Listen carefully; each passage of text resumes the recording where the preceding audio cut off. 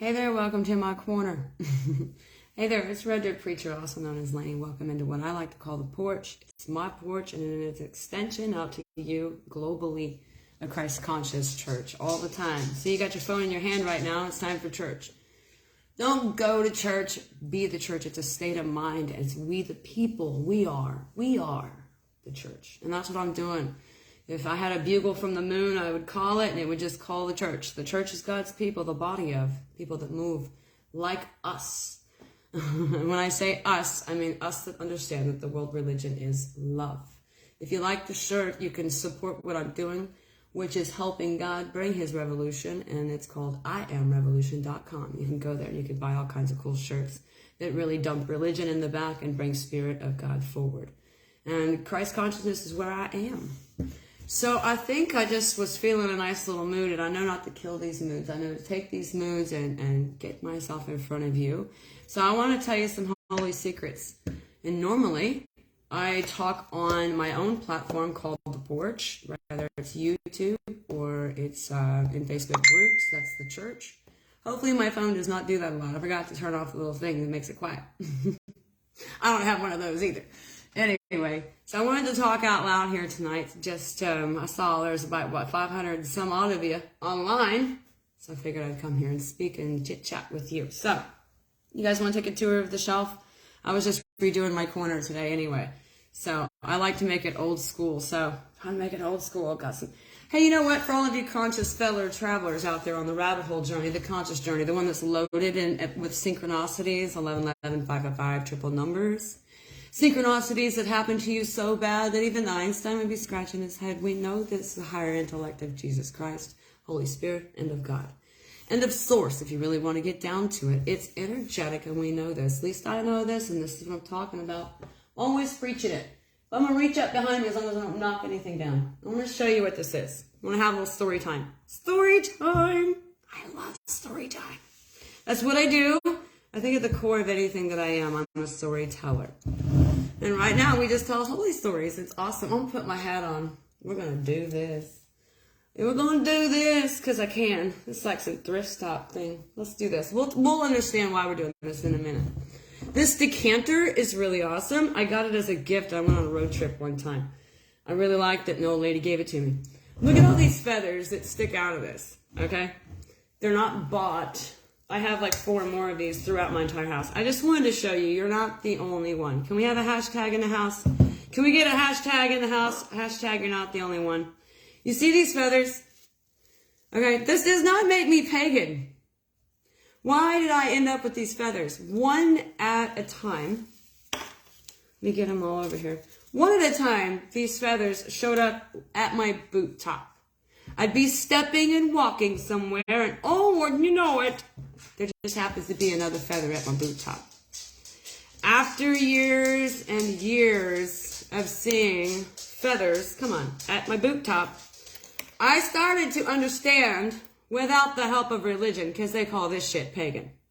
I started to understand something's going on here, because never in my life, ever, have I walked so much and seen so many feathers at my boot top. Ever, ever, ever. This takes the cake. This would make Einstein go, what? When I started seeing feathers, I started seeing coins. Got another jar in my house full of coins. We come to understand this is literally the essence and energy of God. Getting our attention. No more than he would send a sexy man jogging down the street and have me go, woo. This is that sexy man, right? Jesus is turning our spirits on, and he's making us raise an eyebrow and say, what was that? And there's enough out here to question. So I just wanted to point that out. I also collect stray bullets. So there's the whole jar. At the bottom of it's just like full of bullets that I've shot or found, or, that's a crazy jar. But my feathers, they're homed in that. So you're not the only one.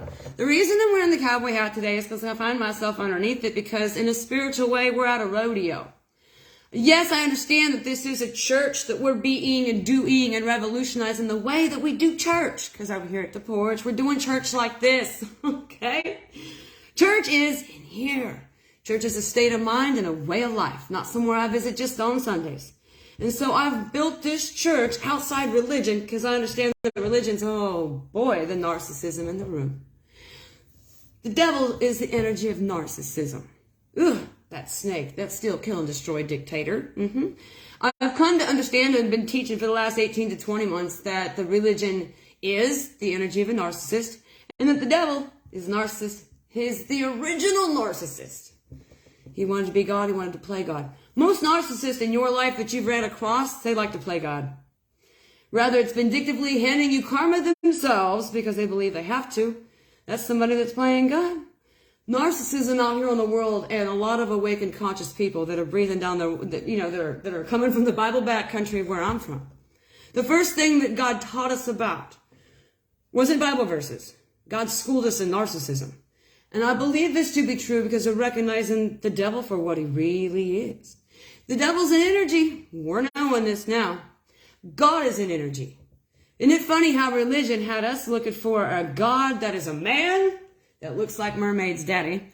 And religion had us looking for a little 3-foot little red dude. And we're not looking for men here. We're looking for and feeling for an energy. One that feels free. Now that's my Lord Jesus, and that's not a religion. He's my Savior. He's saving me from this shit we call a matrix. We're born unto this crap, that's narcissism.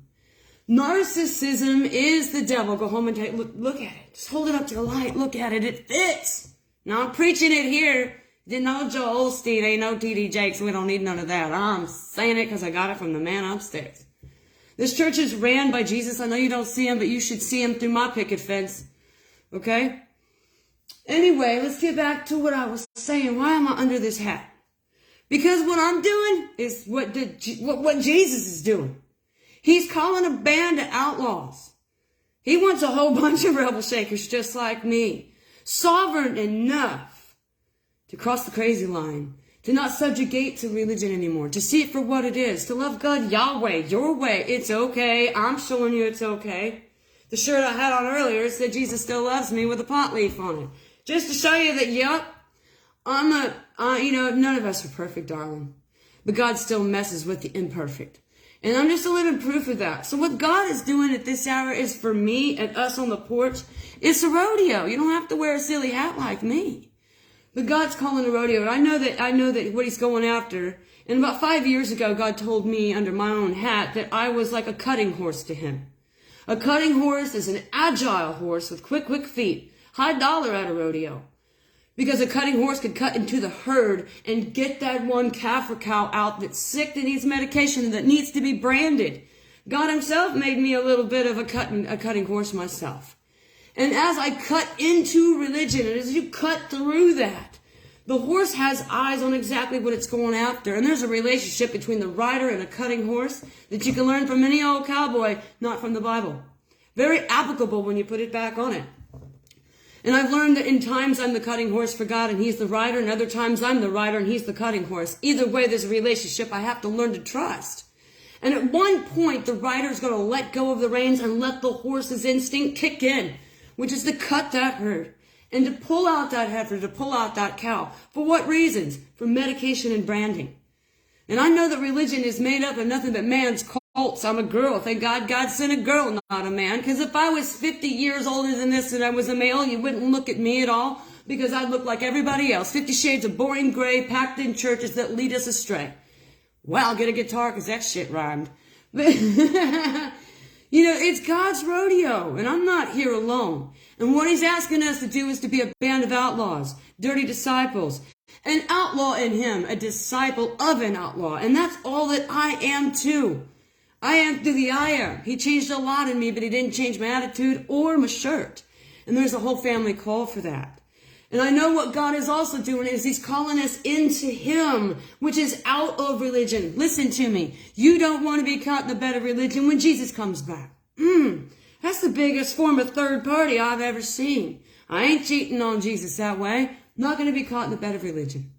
So here, it's an open, pure heart that says I'm indifferent. I work from a place of love, and God is love and love is God. I understand that there's a little bit of love in every single religion. There's a little bit of food at every gas station too. Doesn't mean I should eat there. Okay? Right? So what we're doing here on the porch is the embodiment of what God truly is and what the church should have always been, which is an open place like that of your porch that just says welcome with one light. It's not that it's non-denominational. It's one foundational, and the foundation is love. Jesus said that's the greatest I gave to you, not religion. I gave you my spirit and I gave you love. And if we put those two together, we could really change the world. So I just wanted you guys to know that God's having his own rodeo, and he's setting out onto the world. Probably I'm one of 10,000 cutting horses. They're going to cut into that bullshit of religion and pull out the sacred. And we don't leave one. And what God wants to do through me, he's branding everybody. Am I doing that? No. God branded me, and it's this damn infinity sign. It's pretty awesome. Why is there an infinity sign? Well, let me tell you. You want to get into story time? Because we will, and I'm going to tell you some holy secrets I've already said before, but I'll say them again. Afraid that they would be taken by someone else and ran to the moon and back. Afraid that, as with anything, they get it, as with any information too, it gets in the wrong hands. But let's have Holy Story Hour. Why is the infinity here? Okay? Big one, religion's not going to be found around the infinity sign. To them, it's pagan. It's pagan. Come on now. The damn infinity sign, are you kidding? It actually is our burrows. Look it up, Webster. Look it up. Now, I know that everything under the sun is not new. Every symbol we've ever had has been touched and touched and molested and touched and molested. And what am I going to use? The heart symbol? A cross? Come on. I asked Jesus when he asked me to go call his church, I said, what are you going to use? Because everything that I could even think of, they're not going to take. Jesus forced me to run underneath this infinity sign. He explained it to me. It's a snake eating its own tail because it's forever the three things of life, death, and rebirth. Well, that made enough sense for this kind of Christian conscious cowgirl. I understand that. Too bad if the world doesn't. There wasn't a symbol out there in the world for sovereignty. Now, in a minute, I'll tell you why it's so damn important. I looked around. There's not a symbol for sovereignty. There's one for peace. If I want to show love, I can draw a heart. There's symbols for equals. There's symbols for a lot of things. I couldn't see a symbol for sovereignty. God said, use this one. Use the infinity sign. I don't know how you're going to get the whole world to adopt an infinity sign as a symbol of sovereignty. Well, Jesus means to take a sign and change it to a symbol that means something, or a symbol that means a sign. Jesus wants to take the infinity symbol and put weight and girth behind it. He's saying that so I have it on a flag. Why do I have it on a flag? The flag's yellow. Why is the flag yellow? Because I can't choose red or blue, and I can't teach you to do that either. I'm not going to tell you to go pick a religion that's going to teach you to hate another guy because he's in a different religion than you. I would then just be part of the golden calf and the serpent that keeps doing the same shit that keeps having us lost, and I'm not one of them. To be different, we have to wear yellow, like that of the sun, S-U-N in the sky, and the S-O-N in my life. To be yellow is to be radiant, like a porch light, like a lighthouse, like the point of light that Jesus is to me, like the one the Bible says the light, this little light of mine. Then be yellow. Then be yellow with me. It just so happens to stand. With the Gaddison flag, it means sovereignty to some. And it sure is yellow. So I've used that same yellow and I just stuck on a flag. I am sovereign. Do you know whose name is I am? God the Father. Whose energy is running around the world in a conscious way, waking us up? God the Father. I am affirmations all day. I am is his name. How are you going to get atheists to hold up this flag? Well, they won't if I put God's name on it. Right. So hide it right there in plain sight with I am. Ooh, that's smart. That was Jesus' idea. And I say all the time, Jesus is a genius and his name is synonymous with that. I sit with this man all day and he creates through me. Okay? He can't be here in bodily form, but I can. And it's my hands that make that flag. And it's my obedience that creates it. That's called a baby. You seed, you gestate, you make, you go. A living embodiment of what it takes to jump off of proverbial cliffs. Do you know how loud it sounds to say I made a flag? I was wobbly kneed under it for a long time. But I am sovereign in God. I do not belong to religion. I can't. That's the same thing that killed my Jesus. It's the same thing that beat me upside the head with the book when I took this love path with God. So I'm sovereign in him. And my Lord was sovereign in his Father too. Jesus was sovereign in his Father too. And so that's why I have the porch. That's why the flag is yellow. Because people are going to fall out and they're going to become religious refugees. Just like Jesus was. Where did he have to go? To the sand and the sea, because he was a religious refugee. No one would allow him to teach in their it just made everything else they were saying irrelevant, and they can't have that. That's that same shit that goes on today. You know, God's here. God's here. And this is a rodeo, and he's sending in cutting horses, and what he's doing is he's pulling us out and asking us one simple question. Who do you belong to? Well, you know what? I'm going to say him all day, because religion has nothing to do with my Jesus Christ. Religion has nothing to do. I'm not here for that. I'm here for us. I'm here for the sovereign. I'm here for, I love my country. I don't like my government. I love my Jesus Christ, but I don't want religion. And how do I fit? Where is that house? This is that house. Tell them we are here, because that is my slogan. I am here. And if I had you in a t-shirt, what would you say? I am here. You get 1,000 people screaming what? I am here. What are you basically saying? God's here. This is his revolution. So I need your help, Porch, to come on out and turn on your porch light. And to follow the movement of where God has me going. It's sovereign and free in him, which means religion hasn't touched me enough to make me hate you. Okay? It's love I'm founded in. It's not another church that we gag and choke you with. And if you try to leave it, then I excommunicate you. And, religion has its horror stories. Come on now. It's the spirits that it's going to unite us. And the only thing that humanity has in common, if it isn't God, and they haven't realized that yet, that we're all God's children. How hard is this?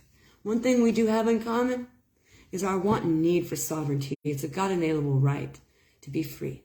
And isn't that just so funny that the biggest thing that Jesus Christ gave us was sacred freedom? It's called sovereignty, our free will. Wow, that's not just a holy coincidence. Our free will is our sovereignty. And Jesus Christ died and raised back up to show you that sovereignty. He even told Mary, don't touch me. What he was protecting was his sovereignty. I am alive, but I've yet ascended. Well, you and I, we're awakened, aren't we? We're alive in this love, but we've yet to be called home. So might we just stand in the same place that the Lord did when he was outside the tomb? I'm awakened, but I haven't ascended. Don't touch me. And that's my motto. Funny, that's the same motto that's on the Gaddison flag. Don't tread on me. You know where they got it? From Jesus Christ's mouth. He's the first one and the only one in history to say, touch me not. And in Latin, that means nale me tangere. Learn to say it, get it off your tongue. Nale me tangere. It doesn't matter how many languages are out in the world. Everybody can speak a dead language today. And God means to Lazarus up a dead Latin language. And it says, nale me tangere. Sounds good coming off your tongue. It means don't touch me. And nale me tangere is my creed. Because I am a type of preacher that runs under, don't touch me, I am made by potter's clay. I only answer to God. And if he has me talking to a Samaritan woman, then I'm talking to a Samaritan woman. If he has me doing this or that, then I'm doing this or that. If he wants me to grab my firstborn and a knife and head to the hill, then I'm going to the hill. If he wants me to buy up all the wood and lows in 5 counties and build a boat in the football field, then I will go. This is the same shit our ancestors in discipleship faced back then. Some of them stuttered, drank, smoked pot, and still cussed, and he said, come with me anyway. This church is no different than what Jesus was doing 2,000 years ago near the sand and the sea. The only place that I truly have to preach, because no one will have me, is the sand and the sea, a lighthouse in Georgia, which I still plan on going. Religion won't have me, and spirituality can't find me. I bet you can find me, and we can find each other, and we can choose each other in this hour and look like one great big hoop that Black Elk spoke about. There is this great humanity within us all, and it's an hour that we can truly divinely have it. And if we wrap ourselves in an infinity sign, because it's forever, it's infinite, and so is his love. So is the man in China right now, and in a different language than I, and different skin than I. Can I not love? Yes, I can. It goes back and forth, it flows. Everyone that's had salt in God knows that he tempers us like blood, and that is how you keep the blood alive, is you temper it back and forth. A scientist would never let it stagnate, for then the blood would die. For we're always being moved in the Lord. And that is what that infinity sign is. We have our highs and lows, our EKGs, our points and patterns. These things teach us it is the yin-yang of the wolf we run the forest with. No more should we embrace it as pagan. I'm here also to put integrity back into spirituality because it belongs there. And religion is really the only one trying to kick down the cornerstones of spirituality because maybe it didn't want us to be this powerful in the Lord like we were supposed to and divinely righted to be. Maybe religion wanted to take that power from us and make it go through it to have the Lord at some piece or measure. This is our time now because God's not letting one layman go untouched by his pomegranate knowledge. I know that I'm not the only one. I might be loud, but I'm not the only one. So I just wanted to tip my hat at this hour and understand that I too am a cutting horse. And what we're meant to do is to go call his church. And that one body church, how do you get that one body church in a world like this? You can only do it if it's God's alchemy. There's no way I could do this as a single-handed person. As a 39-year-old female, what would I do? How could I unite the world? Well, Jesus gave us an idea. Sovereignty. Don't touch me. Not let me tangere. He gave us a collar, yellow. He gave us a symbol, infinity. He said, go call my church. This is my brand. This is my color. This is my creed. Call them into me. And what do I say that is my religion? I have two religions. Do it anyway. I'm going to go anyway. Okay? And my other religion is I'm sovereign in him. No one gets to take my power. I believe I'm him all day. I don't judge him in different. It's such a freeing place to be.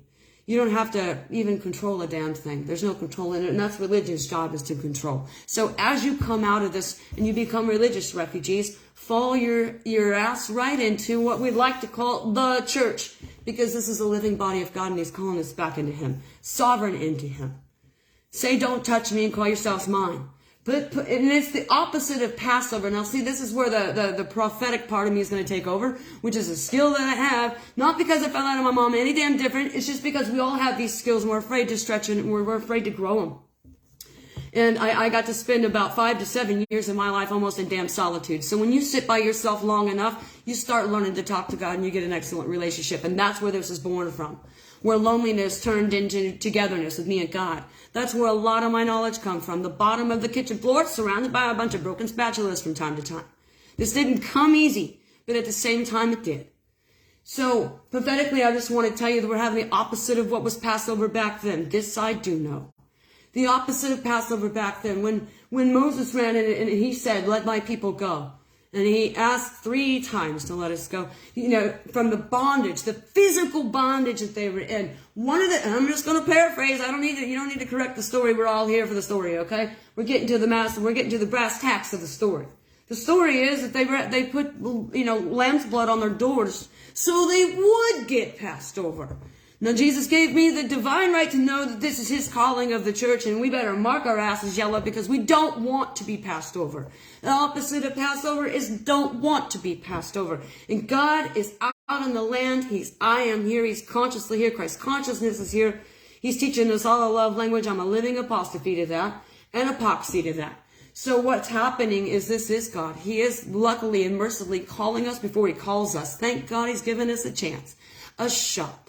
And if we mark our doors yellow and we say we're sovereign, then he knows where we are and we're not going to be passed over. And like I said in my last video, I want to reiterate it again. I don't believe that the right and wrong that the devil has poured across the land and we have lived on one side and judged each other for this right and wrong. Even religion sits at the top of this right and wrong line. Because one religion is righter than the next, and you're wrong, Joey, because I'm right, Billy, and all you have is a fight of religion saying I'm right, you're wrong. This comes from the tippity top of religion and trickles all the way down, and we have divided ourselves in a line of right and wrong. Let me tell you that I know that Jesus Christ is not going to divide this land between right and wrong, because right and wrong is pretty relative. Is the rain making you sad, or does it make other people cozy? It's relative. Is a road dangerous? It depends on if you're the duck and you have a sign for that, or if you're a squirrel and you're going to die for that. It's relative. We do the wrong things and do the right things sometimes, and what we think is right is actually wrong. And that's relative. You know what's not relative is Jesus Christ east-west. His separation east-west is either you're a slave or you're sovereign. Who has the collar around your neck? Who do you subjugate to? Vanity, religion, what people think. What people think is the biggest religion of the land, and it's not on the computers, it's not on Google. The biggest religion in the land is, I care what people think. My vanity is based on this. My validation's based on this. You know what my validation's based on? I am. I am to the I am, and I don't need any other validation than that.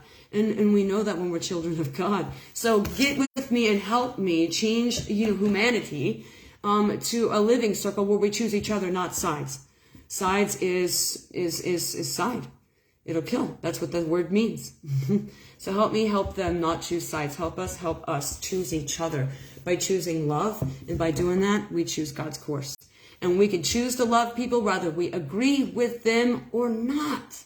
Whether you agree with somebody doesn't mean you can't love them. I can love you from here. I'm a lighthouse. I do it all the time. So, so does Jesus. And so we'll be like his light. Anyway, that's the message for right now. Don't forget that we're at a rodeo. And really, I'm not making a church and, we're all going to sit down and just do this old school. No, God's really actually making a damn rodeo. And you're part of it, cowboy up. Because what God's asking me to do is go get a bunch of more cowboys that ride talk like me and got saddles of their own. And what we're supposed to be doing is literally shining a light in the world for a church that's different and a call back home. The porch light's on, time to come home, And so, like I've told you 1,000 times, this isn't my church. This is the Lord's church, and he's calling us into him. I'm just a messenger of the body of work down here, amen. And I need many hands to help me lift it. This is not just my job to do alone. Anyway, all right, so I'm going to talk to you a bit. I'm going to go grab some more coffee. Probably need to charge my phone. But it'd be great to see you back here. Anything you want to talk about, I'd be happy to dive right in. Anything you need to pray about, I'd be happy to get on my knee for you. Anyway, family, it's great to see you. Thanks for listening. And if you spread the knowledge, pointing back to the porch, pointing back to Red Dirt Preacher, pointing back to home. A sovereign place. We don't need labels around here or boxes to live in. We're not box turtles, and we shouldn't be labeled. Being labeled sucks. Because there's a glass ceiling effect to that, darling. And we are multidimensional circles and light bulbs. Okay? Sovereign on our own, just being who we are. So thank God that somewhere between spirituality, that gets a little nutty and crazy, even for me sometimes, and thank God that somewhere between religion, that gets also a little nutty and scary sometimes, there's this middle plumb line that's called yellow. And I wanted to tell you so much it wasn't just my idea. It was the Lord's idea, and I followed, and I hope to God the world follows. This is what he say do. It's what I'm doing for right now. Anyway, I love you, crowd, and like I say, stay kind and stay the hell out of your mind.